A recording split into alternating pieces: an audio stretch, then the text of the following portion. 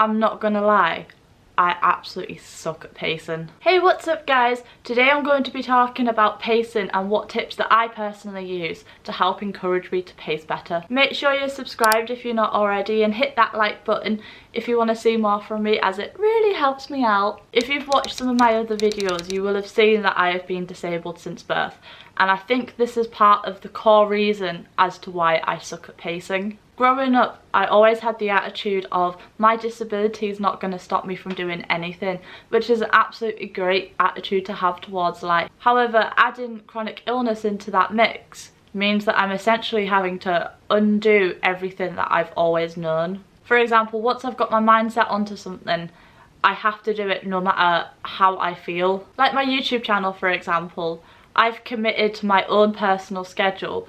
By no one else's rules, it's my own doing. However, I always want to make sure that I've achieved my own goals at whatever cost. You may have seen on my Instagram that I was in hospital 2 nights ago with suspected gallstones, and here I am now filming this video 48 hours later talking about pacing and being slightly hypocritical. So what is pacing? Pacing is essentially spacing out your goals and your tasks for that day so that you don't overexert yourself. And you kind of have to rewire how you approach stuff with a chronic illness. I believe the term pacing came from athletes, and this is because runners would often pace themselves during the first half of a run and then use their final energy to complete the race. This applies directly to chronic illness, as we need to complete the race so that we can finish the day. That's the end of our race and that's the end of our goal. However, it doesn't always work out that way. Sometimes you can underestimate how you're feeling,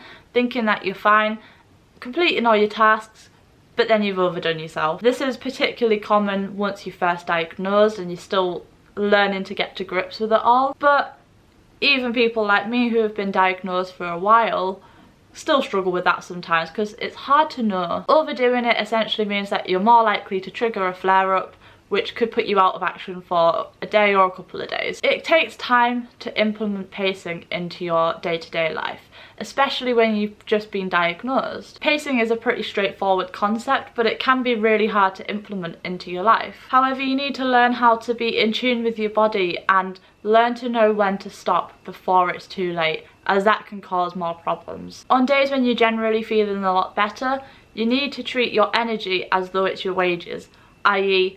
don't spend it all at once. Seeing it this way has made me be a bit more proactive with pacing and learning a bit more about how to go about it, because I don't want to spend it all at once, just like my wages. There are plenty of different analogies that I've seen. This one personally helps me, but I'll link a couple of other ones down below if you're interested to learn more about them. You may just want to get everything done while you feel like you can, so that way it's all done. But that way you're more likely to complete all of your tasks, but then spend the next couple of days suffering. Treating your energy as though it's your wages means that you're still able to complete your tasks, but not overdo it at the same time. It involves a lot of checking in with your body, being honest with yourself, and taking breaks as and when you need to. And while it may mean that you take a lot longer to complete some tasks, but it just means that you won't have that added worry of the flare-up coming. One thing that I find that really helps me is that every morning I go into my planner and write down all of the tasks that I feel need to be done that day. If I complete them that day, I will tick it off, but if not, I'll cross it out and add it to the next day. This way I find that everything gets completed, even if it takes a day or so. It has been quite hard to adjust to this. Being the person I am, if I've written it down, I want to tick them all off during the day. But over time I've learnt that if I don't complete it that day, it's not the end of the world. What's really gonna happen if you don't put the clothes away? Like, really? Following on from that, my tasks for each day get prioritised. Depending on how I feel that day, I will prioritise certain things over others. For example, if I'm struggling that day, I would rather use my energy to go for a shower than I would to put the washing away. That can wait, and so can having a shower if really needed. Or I would rather do the washing up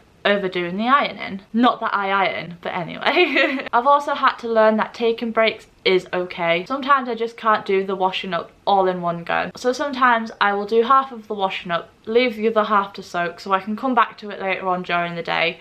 Or it's ready for when Mike comes home and he can take over. Dividing up the task between household members is also really useful, which, to be honest, should be done anyway. It shouldn't all just fall on one person. I tend to do most of the cleaning because I'm at home all day.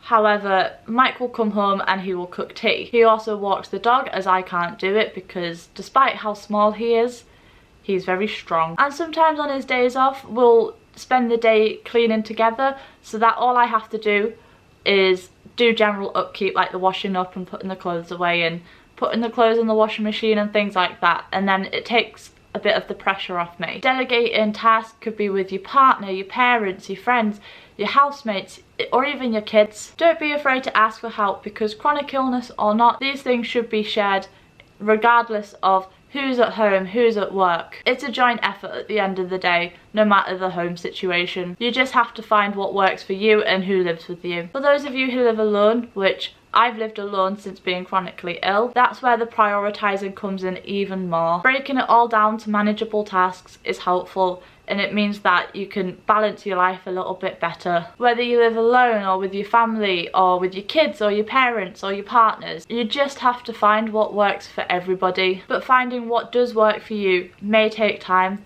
as what works for some people don't always work for others. It all depends on your condition, your situation, your home life, who's at work, who's not. All of these factor in. It all comes back down to listening to your own body and learning to slow down when needed. Leave a comment down below and tell me if this video has been helpful for you, or if you have any other tips surrounding pacing or what you do to help you. Let me know that as well, because I'd be interested to hear that. Make sure you subscribe to me if you're not already, and I'll see you next time. Bye!